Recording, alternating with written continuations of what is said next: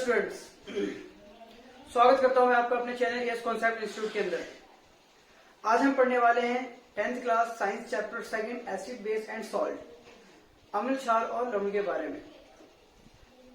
ठीक है, इस चैप्टर के अंदर जो जो चीज मैं पढ़ाने वाला हूँ, जो जो कॉन्सेप्ट या जो जो नोट्स आपकी स्क्रीन पे आएंगे, ये सारे नोट्स मैंने आपको डिस्क्रिप्शन में दे दिए। आप डिस्क्रिप्शन में जाके इसकी पीडीएफ आप आराम से डाउनलोड कर सकते हैं। ठीक है, चैनल पे नए हैं तो चैनल को सब्सक्राइब कर दीजिए। ठीक है, और हमारे साथ ग्रुप में जुड़िए और ऑनलाइन क्लासेस का बेनिफिट उठाइए। तो हम स्टार्ट करते हैं अपना चैप्टर। ठीक है, तो हम सबसे पहले बात करेंगे एसिड यानी अम्ल के बारे में। आपने छोटी क्लासेस में पढ़ा है इसके बारे में। जो स्वाद में जिनका टेस्ट, जिनको हम टेस्ट करें और वो खट्टे हो, सोरे टेस्ट, ऐसे सब्सटेंस को, ऐसे पदार्थ को हम अम्ल कहते हैं।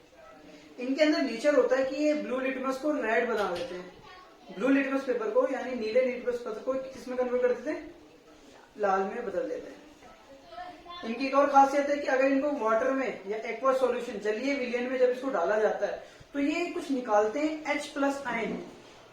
H+ आयन उत्पन्न करते हैं, जनरेट करते हैं। ये इनकी खासियत होती है अम्ल की। कुछ तो ऐसे हैं जिनको हम टेस्ट कर सकते हैं, लेकिन हर चीज को हम टेस्ट नहीं कर सकते। हमारे यहाँ पर बहुत सारे एसिड है, बहुत सारे बेस है, हो सकता है हमारे हाथ भी जल सकते हैं। ऐसे एसिड भी है हमारे पास, अम्ल भी है। ठीक है, इसके बारे में और जानते हैं। नेक्स्ट आपका जो क्वेश्चन है आपकी स्क्रीन पे आ रहा होगा कि कंसंट्रेटेड एसिड, सांद्र अम्ल क्या होता है। देखिए, सांद्र अम्ल यानी कंसंट्रेटेड एसिड की बात करता हूं। और एक नेक्स्ट क्वेश्चन एक और है इसमें आपका, डाइल्यूट सॉल्यूशन यानी तनु विलयन। इन दोनों में फर्क क्या है, इसको समझाने के लिए मैं एक एग्जांपल लेता हूं। आपको मैंने चीनी दिया, 1 कप चीनी दिया, 1 गिलास में डाल दिया आपने, उसको मिला दिया। अब मैं बोलूं उसके अंदर अब उसको अलग रख दो। अब मैंने बोला उसमें पानी डाल दो। आपके पास 2 सॉल्यूशन, 2 विलयन तैयार है। एक सिर्फ चीनी और थोड़ा सा पानी है, और एक इसमें बहुत ज्यादा मात्रा में पानी है। तो आप देखेंगे मीठापन किसमें होगा ज्यादा? जिसके अंदर ज्यादा मात्रा में चीनी होगी। और मीठा थोड़ा कम कौन सा होगा? जिसमें कम। तो जो ज्यादा मीठा है यानी वो ज्यादा कंसंट्रेटेड है, ज्यादा सांद्र है। लेकिन जो कम मीठा है वो कम कंसंट्रेटेड है। अब इसको हम साइंस के लैंग्वेज में लेते हैं। आई होप आपको क्लियर हो गया होगा। यानी जो ज्यादा कंसंट्रेटेड होता है, कंसंट्रेटेड यानी सांद्र होता है, उसके अंदर पावर ज्यादा होती है। हाँ, हम क्या करते हैं, उसकी जो क्षमता होती है, उसकी जो पावर होती है, या जो उसको कंसंट्रेशन, उसको अगर हम कम करना चाहते तो हम उसमें पानी मिला सकते हैं। कैसे ऐड करना है हम आगे पढ़ेंगे। तो पानी यानी वाटर ऐड करने से क्या होती है, उसकी जो कंसंट्रेशन होती है, सांद्रता थोड़ी कम हो जाती है। और जब वो कम होकर जो चीज बनता है ना, पानी ऐड करके, वाटर ऐड करके, उससे हम जो हमारा जो विलयन तैयार होता है, उससे हम कहते हैं डाइल्यूट सोल्यूशन कहते हैं, तनु विलयन कहते हैं। समझ में आया? तो ये 2 क्वेश्चंस थे आपके।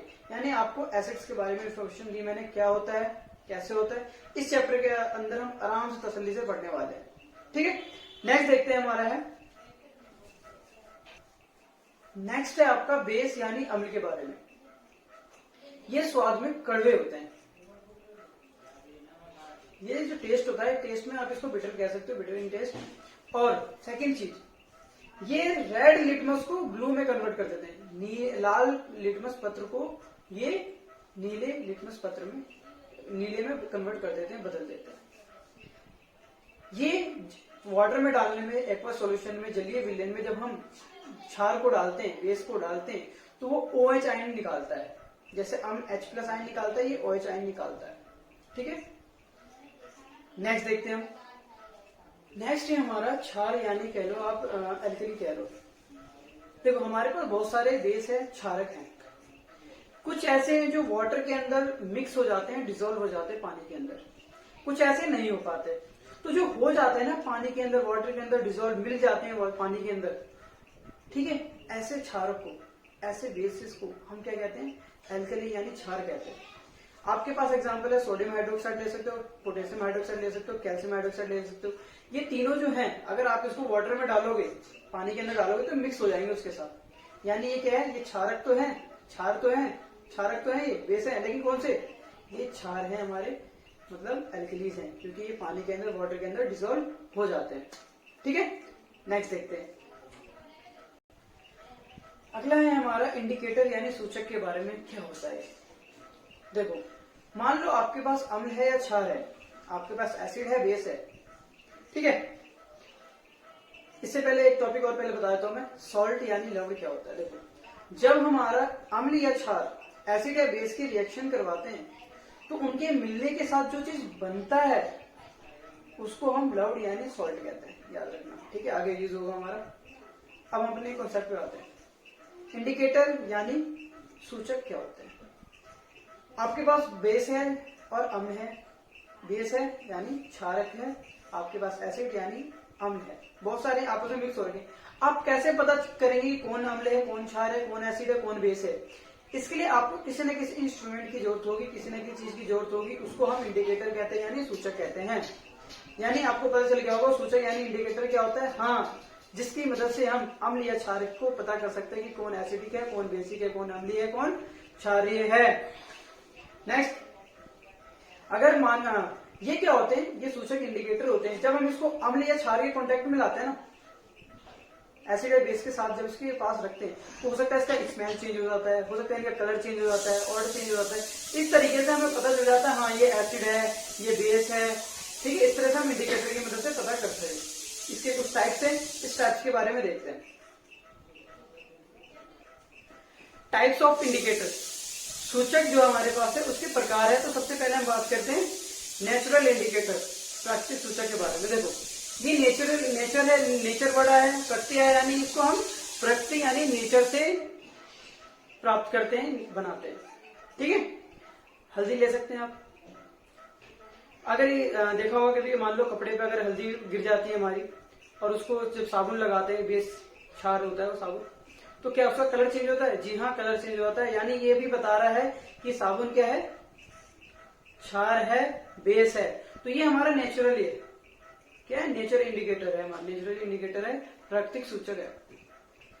कुछ हमारे पास इंडिकेटर यानी सूचक ऐसे हैं जिसको हम बनाते हैं, जिसको हम कृत्रिम यानी संश्लेषित यानी कह सकते हो आप सिंथेटिक इंडिकेटर।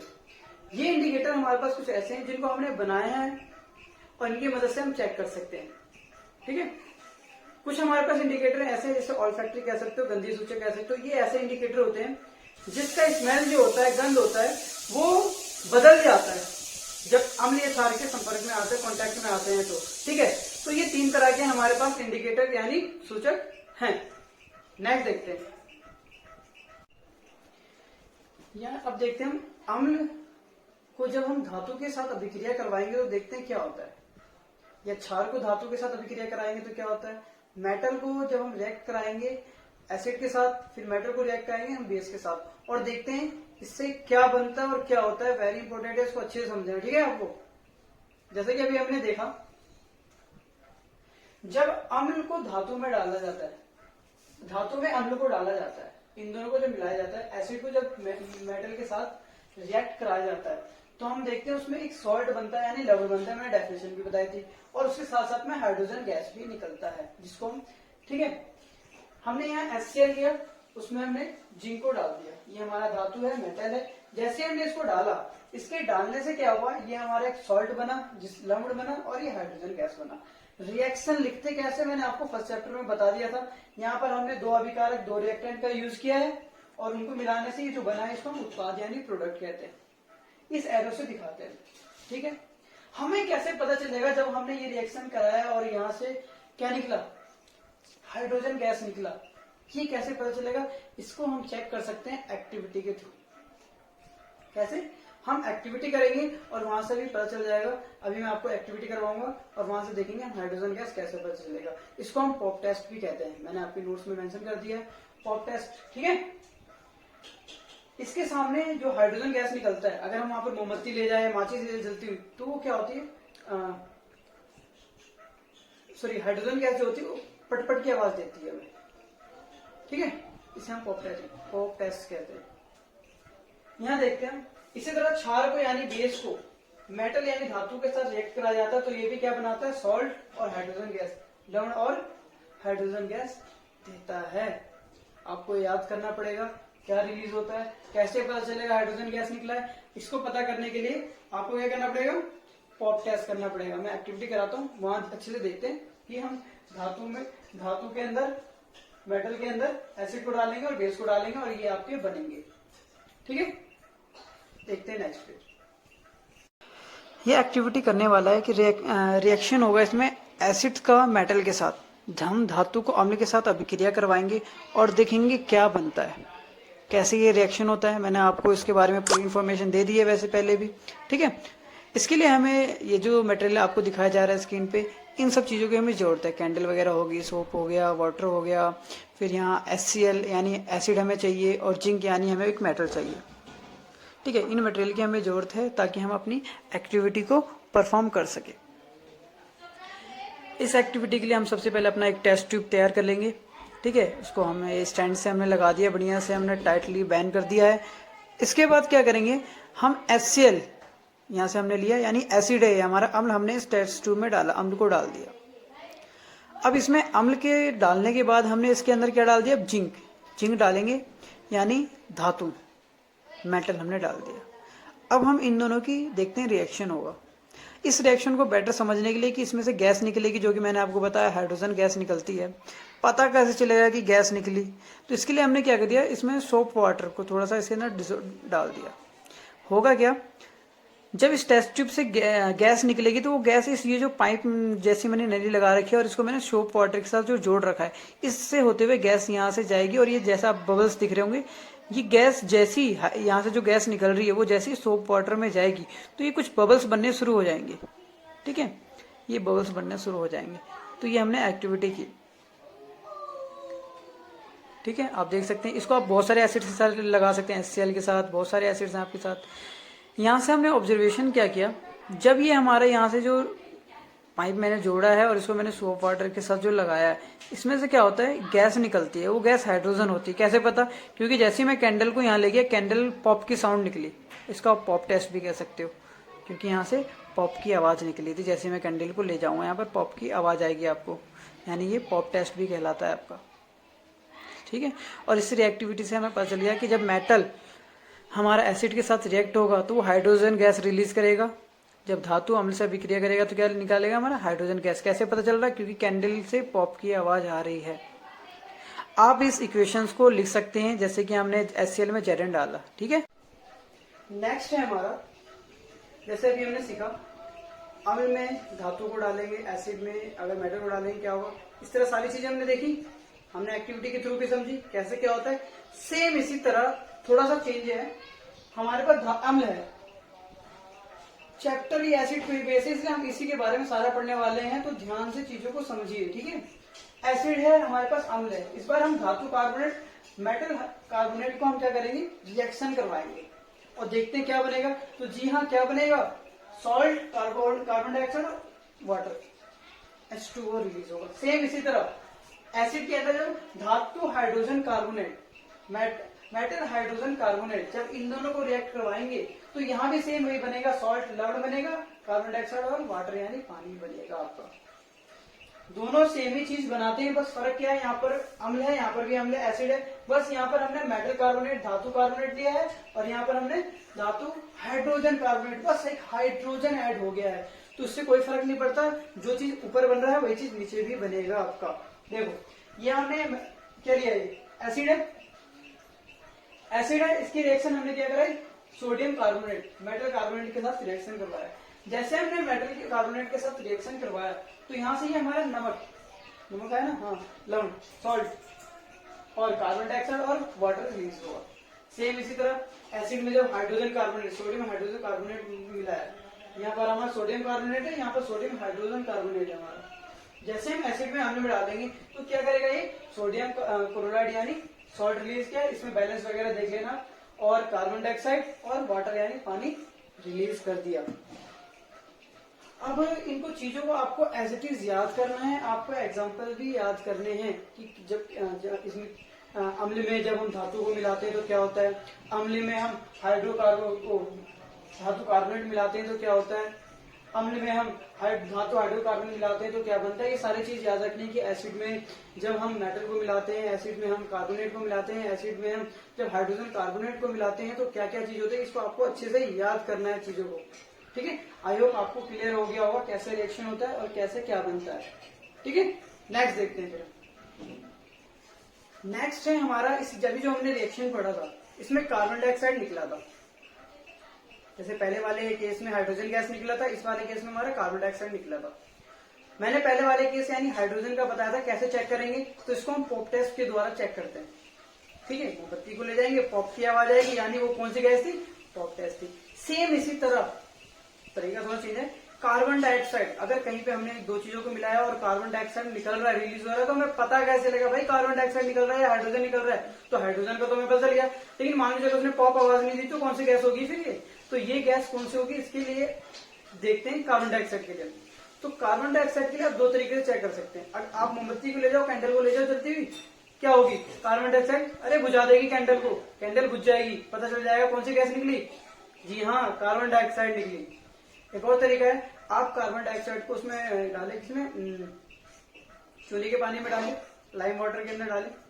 वो जो लाइम वाटर होगा, चूने का पानी, वो दुधिया हो जाएगा, मिल्की हो जाएगा। इससे भी आपको पता चलेगा कि हाँ जी इसके अंदर क्या है, कार्बन डाइऑक्साइड है। तो इन दो तरीके से आप पता कर सकते हो कि जो जब दो सब्सटेंस को हमने मिलाया, दो चीजों को मिलाया, तो उसमें से जो गैस निकल रही है वो हाइड्रोजन गैस है, पता चल गया आपको। पोटेस कार्बन डाइऑक्साइड के लिए दो तरीके बता दिए मैंने, इन तरीके से आप चेक कर सकते हो।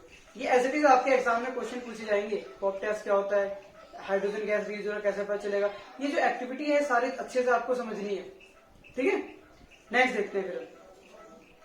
नेक्स्ट है आपका न्यूट्रलाइजेशन रिएक्शन यानी उदासीनीकरण अभिक्रिया। वेरी इंपॉर्टेंट वर्ड, देखो वेरी इंपॉर्टेंट है, ध्यान से सुनो। हमारे पास अम्ल है और हमारे पास क्षार है, दोनों को भिड़ा दो, दोनों को रिएक्शन करवा दो, क्या बनेगा, लवण और जल बनेगा। जी हाँ, इस रिएक्शन को, इस अभिक्रिया को ही हम उदासीनीकरण अभिक्रिया कहते हैं। अगेन हमारे पास एसिड है, हमारे पास बेस है, एसिड और बेस को क्या करो, रिएक्शन करवा दो। इनके रिएक्शन होने से आपको सॉल्ट मिलेगा और साथ में वाटर भी मिलेगा। तो इस रिएक्शन को हम क्या कहते हैं, न्यूट्रलाइजेशन रिएक्शन कहते हैं। ठीक है, इसके बारे में भी थोड़े आगे जाके मैं थोड़ा सी और बताऊंगा। तो आई होप आपको पता चल गया होगा न्यूट्रलाइजेशन यानी उदासीनीकरण अभिक्रिया क्या होती है। याद रखना, अम्ल और क्षार एक दूसरे को न्यूट्रल कर देते हैं, पावर खत्म कर देते हैं। ठीक है, अगर जितना अमाउंट में एसिड है, जितना अमाउंट में बेस मिला दो, पानी पानी हो जाएगा चीज।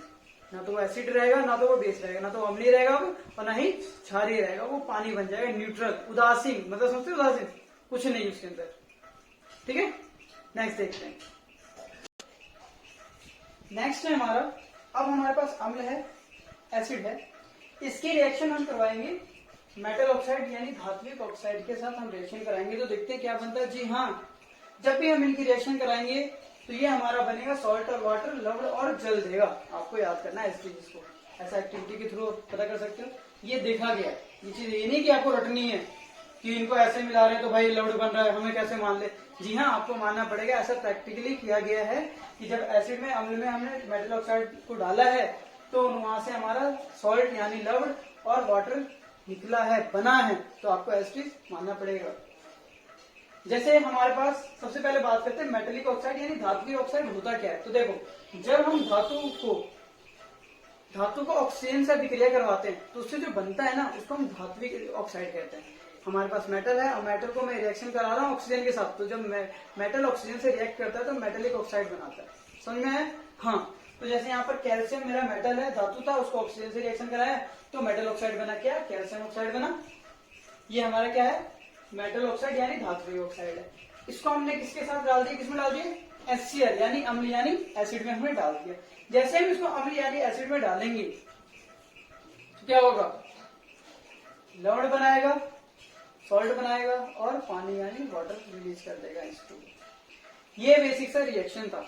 इसमें जो आपका सॉल्यूशन होगा वो ब्लू ग्रीन टाइप का हो जाएगा, ब्लू हो जाएगा सॉल्यूशन।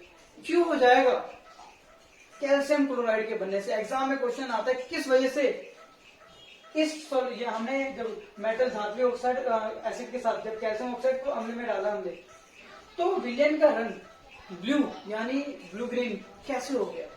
तो आप क्या लिखोगे आंसर, जी हाँ आप आंसर लिखोगे कैल्शियम क्लोराइड के कारण। ऐसे ऐसे क्वेश्चन आएंगे आपके एग्जाम में। ठीक है, तो आपको याद करना पड़ेगा, रिएक्शन याद करनी है, कैसे क्या हुआ, मैंने आपको डिटेल में बताया सारी चीजें। आई होप आपको क्लियर होगी। नेक्स्ट देखते हैं। नेक्स्ट है हमारा, इस बार हमारे पास क्षार यानी बेस है और इनकी रिएक्शन किससे करा रहे हैं हम, इसकी रिएक्शन हम अधात्विक ऑक्साइड यानी नॉन मेटेलिक ऑक्साइड के साथ रिएक्शन करा रहे हैं। तो यहाँ पर रिएक्शन जैसे पहले करवाया था हमने, सेम वही चीज बनेगा, सॉल्ट और वाटर यानी लवण और जल बनेगा। यहाँ हमने क्या किया, कार्बन डाइऑक्साइड जो कि नॉन मेटेलिक ऑक्साइड है, मेटल यानी मेटल नहीं है इसके अंदर, नॉन मेटेलिक ऑक्साइड, ऑक्सीजन है इसलिए ऑक्साइड, नॉन मेटेलिक ऑक्साइड। इसकी रिएक्शन हमने क्षार, कैल्शियम हाइड्रोक्साइड जो कि एक बेस है, क्षार है, इसके साथ जब रिएक्शन कराते हैं तो ये कैल्शियम कार्बोनेट, फर्स्ट चैप्टर में भी ये रिएक्शन बताया था मैंने, ये कैल्शियम कार्बोनेट देता है आपको, और ये एक सॉल्ट यानी लवण है, और इसके साथ साथ ये वाटर यानी पानी भी रिलीज करता है। तो आपको ऐसी चीज ध्यान करना है कि जब भी मेटल ऑक्साइड रिएक्ट करता है गैस के साथ तो सॉल्ट और वाटर देता है। आगे देखते हैं, फिर हम बता भी दिया मैंने आपको कि जो अम्ल होता है यानी एसिड होता है, इसको जो पानी में वाटर में डालेंगे तो क्या होगा, बेस है हमारे पास, क्षार है, इसको पानी में डालेंगे क्या होता है, तो फर्स्ट पेज पे मैंने आपको समझा दिया था क्या होता है। इनके अम्ल को जब पानी में डालते हैं, वाटर में डिसोल्व करते हैं, तो ये H+ आयन जनरेट करते हैं, देते हैं, और जो हमारे क्षार होते हैं यानी बेस होते हैं वो OH नेगेटिव आयंस देते हैं। मैंने कहा था आपको आगे बताऊंगा, ठीक है। अगर ये वाटर के साथ नहीं होंगे, अगर इसको आप पानी में नहीं डालोगे तो अम्ल हो, एसिड हो या बेस या क्षार, ये कभी भी H+ आयन या OH आयन उत्पन्न नहीं कर सकते, याद रखना। हमेशा ये पानी के साथ ही रिएक्ट होते हैं, इसको भी मैं अभी बताऊंगा आगे जाके। बिना वाटर के साथ मिले ये H+ आयन या OH आयन नहीं रिलीज करते, याद रहेगा, ठीक है, याद रखना। नेक्स्ट है हम आपका तनुकरण यानी डाइल्यूशन क्या होता है। देखो तनु, फर्स्ट पेज पे ये भी चीज मैंने बताई थी आपको, तनु अम्ल, ठीक है, तनु अम्ल बताया था मैंने, डाइल्यूट एसिड, ठीक है, और सांद्र एसिड, कंसंट्रेटेड एसिड भी मैंने बताया था आपको, सांद्र अम्ल बताया था, सेम वही है।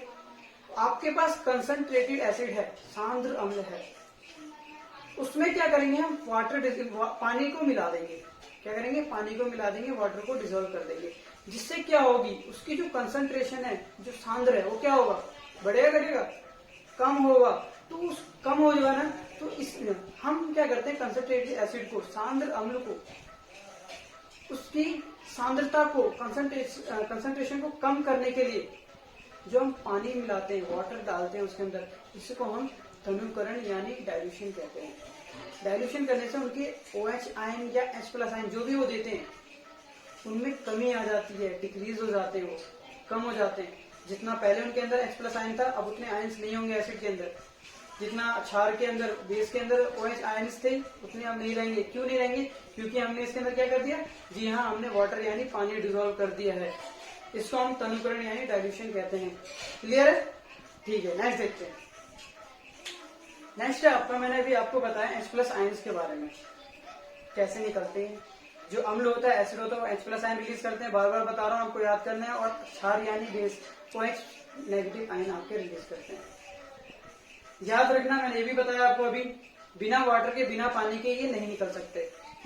क्यों, क्योंकि जो हमारा H+ आयन होता है, जो हाइड्रोजन होता है, वो स्वतंत्र रूप में, अलोन, इंडिपेंडेंट नहीं रह सकता। उसको किसी न किसी की सहारे की जरूरत है, किसी न किसी कोई ऐसा चीज चाहिए उसको जिसके साथ वो रह सके। वो होता कौन है, वो वाटर होता है यानी पानी होता है। इसके साथ ही ये मिक्स होता है और ये H3O पॉजिटिव बनाता है। यानी जब भी हम पानी के अंदर, वाटर के अंदर एसिड या बेस, अम्ल या क्षार डालेंगे तो वो जो आयन रिलीज होगा वो किसके साथ मिक्स हो जाएगा, वाटर के साथ मिक्स हो जाता है और H+ आयन या OH आयन रिलीज करता है। लेकिन अगर आप किसी भी रिएक्शन के अंदर, आपके पास एसिड है, आपके पास अम्ल है, आपके पास बेस यानी क्षार है, अगर आप उसमें पानी नहीं डाल रहे हो, वाटर नहीं है, तो आप कितना भी कर लो, वो ना तो H+ आयन देगा, ना ही OH नेगेटिव आयन देगा। क्लियर है जी, ठीक है। नेक्स्ट देखते हैं। कुछ चीजें और मैं बता देता हूँ ताकि आपको एक्सरसाइज सॉल्व करने में हेल्प मिले।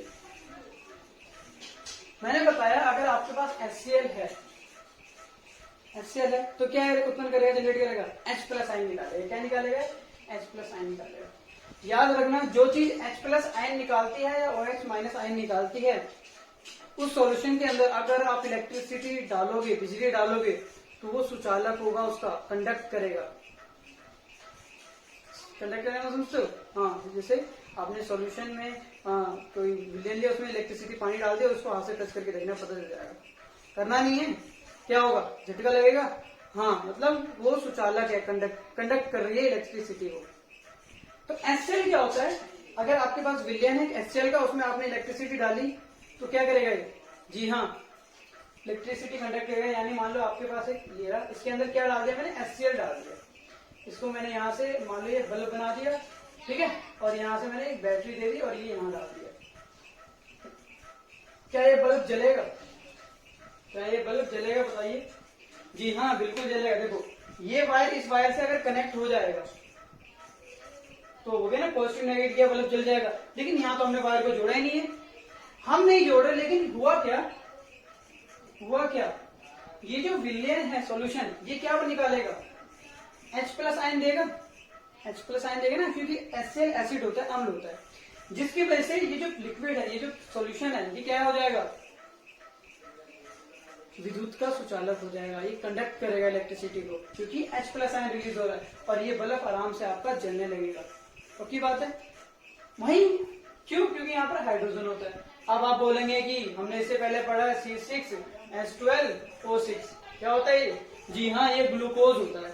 अब बोलेंगे क्या ये भी इलेक्ट्रिसिटी कंडक्ट करेगा, तो आप बोल सकते हो ऐसा नहीं हो सकता, ये हमारा एसिडिक नेचर यानी अम्लीय नेचर नहीं दिखाता। क्यों नहीं दिखाता, क्यों, क्योंकि ये H+ आयन नहीं देता। यहाँ हाइड्रोजन तो है लेकिन ये अम्ल तोड़ना है, ये H+ आयन जब इसको सॉल्यूशन में डालूंगा तो नहीं देगा। इसी तरह आपका एल्कोहल, एल्कोहल समझते हो, लिख सकते हो CH3CH2OH, इसको पढ़ाऊंगा आपको, हाइड्रोकार्बन 4th चैप्टर चले पड़ेंगे सेकंड टर्म के अंदर आराम से, CH3CH2OH। इसके अंदर क्या होता है, हाइड्रोजन है तो क्या ये भी H+ आयन उत्पन्न करते हैं, जी नहीं, ये H+ आयन उत्पन्न नहीं करते हैं, हाइड्रोजन होता है इनके पास, ये एसिड नहीं है, बेस नहीं है जो ये H+ आयन उत्पन्न करने के जनरेट करेंगे ना, इसलिए ये इलेक्ट्रिसिटी को कंडक्ट नहीं करते। क्यों नहीं करते, विद्युत के सुचालक यानी विद्युत धारा प्रवाहित नहीं करते। क्यों नहीं करते, क्योंकि ये H+ आयन उत्पन्न नहीं करते। वेरी इंपॉर्टेंट कॉन्सेप्ट है, ये आपको अच्छे से याद रखना है, H+ आयन का। जरा से भी डाउट है वीडियो को दोबारा देखो पीछे जाके, लेकिन इस चीज को अच्छे से क्लियर कर लेना, ठीक है। H+ आयन या OH negative sign, I hope आपको क्लियर हो गया होगा इलेक्ट्रिसिटी कौन कंडक्ट करता है कौन नहीं करता, क्लियर है। नेक्स्ट देखते हैं, नेक्स्ट है हमारा कि हमने बहुत बार पढ़ लिया कि एसिड है, कंसंट्रेटेड एसिड है, उसको पानी में डालो, पानी में डालो, पानी में डालो, वाटर में डालो। भाई किसको किस में डाले, पानी को एसिड में डाले, एसिड को पानी में डाले, अम्ल को पानी में डाले या पानी को अम्ल में डाले। वेरी इंपॉर्टेंट कॉन्सेप्ट है, समझने वाला। अगर आप प्रैक्टिकल करते हो तो आपको ये चीज पता होना चाहिए। देखिए कभी भी हम कभी किसी सॉल्यूशन के अंदर आपका एसिड है उसमें पानी को मत डालना, बहुत जल्दी रिएक्ट होगा और पता नहीं क्या हो सकता है, आप जल भी सकते हैं, कुछ भी हो सकता है, बीकर फट भी सकता है आपका।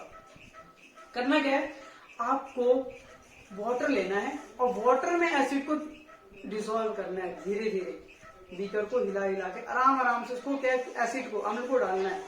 इससे क्या होगा, जल्दी रिएक्शन नहीं होगा और ये सेफ रहेगा आपके लिए, ठीक है।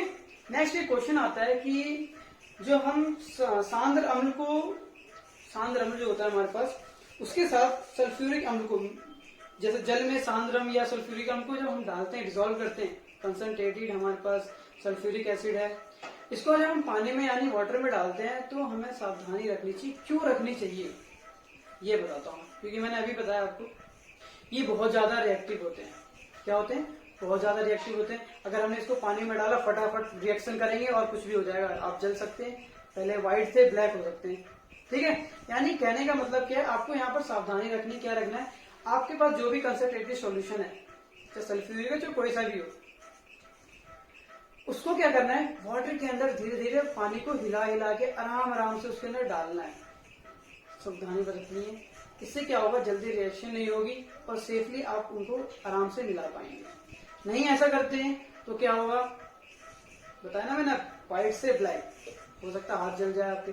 तो ये सारे चीजें आपको पता होनी चाहिए, क्योंकि आप साइंस स्टूडेंट हैं, साइंस के स्टूडेंट हैं, साइंस लेंगे आगे जाके, तो ये सारी चीजें आपके नॉलेज में होनी चाहिए, ठीक है। मैं बार बार कह रहा हूँ आपको, जो स्क्रीन पे नोट्स आ रहे हैं, अगर आपको किसी कारण से सब दिखने में प्रॉब्लम है, कुछ भी है, तो डिस्क्रिप्शन में मैंने आपको इस चैप्टर की लिंक दे दी है, आप वहां से इस नोट्स को आराम से डाउनलोड कर सकते हैं, लिख सकते हैं, ठीक है।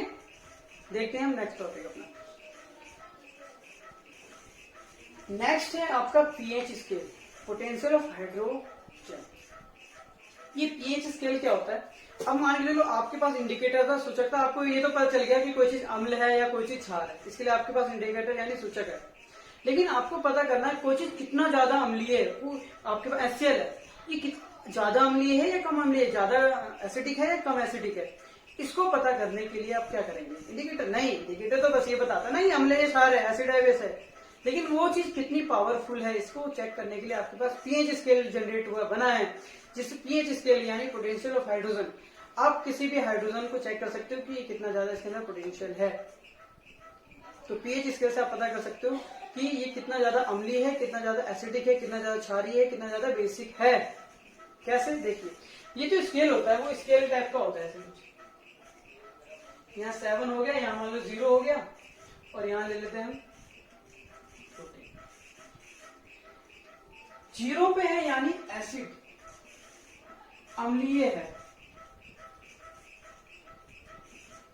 जैसे जैसे हम इधर जाएंगे ये जो एसिडिक होगा इसका नेचर, अम्लीय नेचर क्या होगा, धीरे धीरे कम होता चला जाएगा। अगर 0 है तो बहुत ज्यादा अम्लीय है, जैसे HCl होता है, ये बहुत ज्यादा अम्लीय होता है, एसिडिक होता है।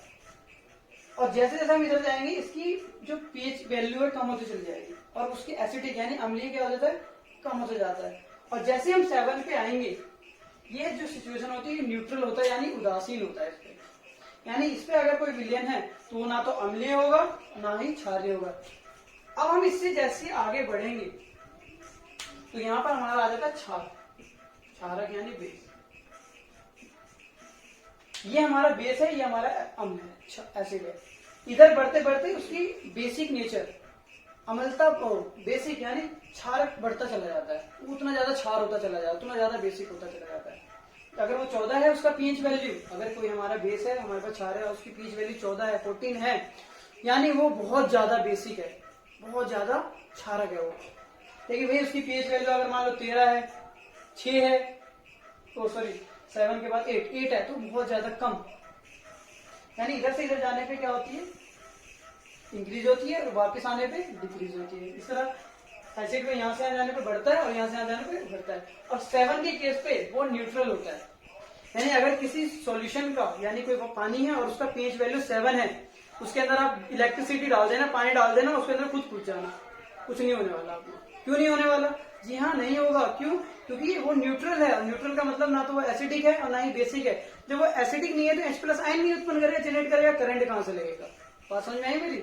हाँ, यानी 7 पे वो न्यूट्रल होता है। तो आई होप आपको सारा चीज क्लियर हो गया होगा। अब हम इस चैप्टर की नेक्स्ट पार्ट में मिलेंगे। इस वीडियो को मैं ये रोकता हूँ, नेक्स्ट पार्ट इसका जल्दी दे दूंगा मैं आपको। अगर आपको वीडियो अच्छी लगी हो तो लाइक जरूर करना, कमेंट करना, सब्सक्राइब अगर नए तो सब्सक्राइब करो, हमारे साथ ग्रुप में जुड़ो। और मैं कह रहा हूँ इस चैप्टर की लिंक आपको डिस्क्रिप्शन में मैंने दे दी है, ठीक है? आप वहां से भी जाके इसको डाउनलोड कर सकते हैं। अगर आपको कोई क्वेरी है, कुछ चीज और अच्छे से समझना है तो आप मेरे साथ ग्रुप में जुड़ सकते हैं। हमारी क्लासेस की टाइम होगी 2 बजे से 4 बजे तक होती है, ठीक है? तो मिलते हैं नेक्स्ट क्लास में, ठीक है?